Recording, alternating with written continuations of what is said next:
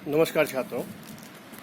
आज एक नया विषय लेकर या नया शब्द लेकर कुछ पर चर्चा करने का मन हुआ।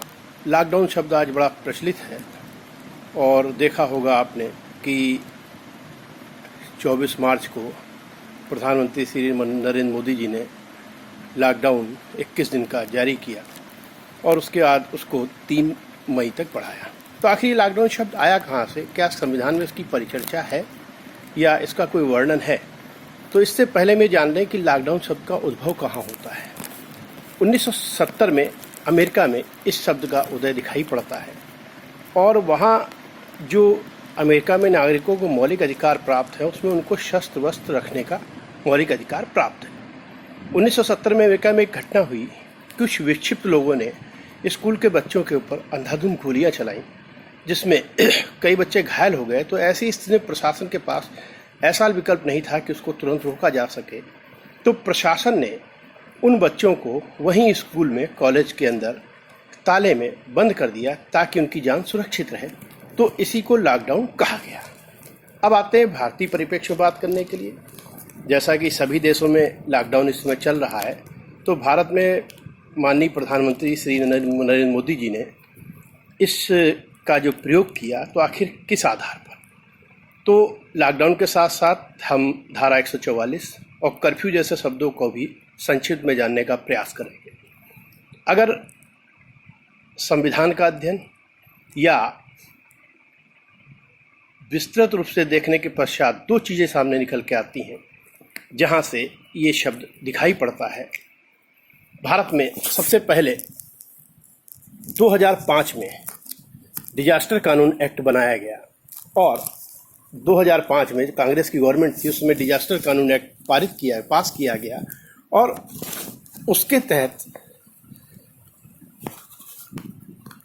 आपदा प्रबंधन एक्ट के तहत ये माना गया कि वो आपदा प्राकृतिक भी हो सकती है, मानवीय भी हो सकती है। तो किसी भी प्रकार की आपदा को रोकने के लिए इस एक्ट का निर्माण किया गया। तो इसके सेक्शन 2D में आपदा एक्ट की परिभाषा का वर्णन है और इसी के साथ जब सेक्शन 3 बनाया गया उसमें एक कमेटी बनाई गई और उस कमेटी का अध्यक्ष माननीय प्रधानमंत्री को नियुक्त किया गया। और इसी के साथ इसका सेक्शन 62I, इस 62I के तहत कमेटी को अधिकार प्रदान किए गए और इन अधिकारों को विपत्ति में रोकने के लिए इन अधिकारों का वो प्रयोग करती है। तो केंद्र सरकार ने कोविड-19 में इन्हीं अधिकारों का प्रयोग किया और इन अधिकारों का विस्तृत रूप से वर्णन इसी 2005 के डिजास्टर एक्ट में सेक्शन 38 में दिया गया है और उसमें कहा गया है कि जो भी भारत सरकार इस विषय पर आपदा को रोकने के लिए निर्णय लेगी उसको सबको मानना आवश्यक होगा। अब आते हैं दूसरे कानून की तरफ।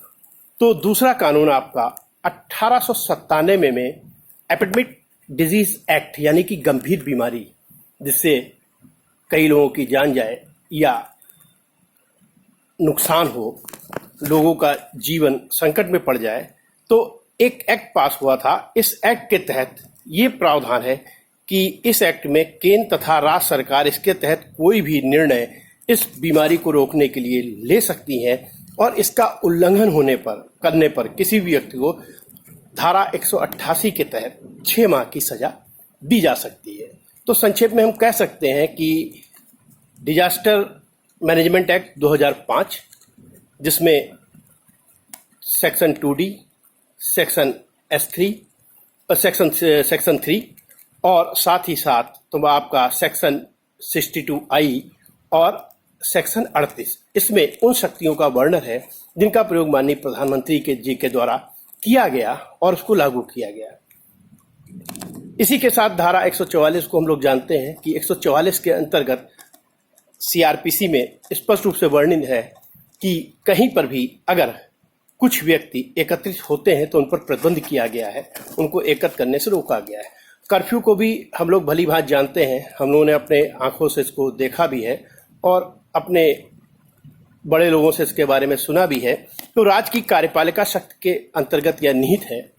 तो मेन मुद्दा लॉकडाउन शब्द को समझाने का था कि ये लॉकडाउन शब्द कहाँ से उत्पन्न हुआ। तो मैं उम्मीद करता हूँ कि आपको इस छोटी सी परिचर्चा में कुछ चीज़ें स्पष्ट हुई होंगी।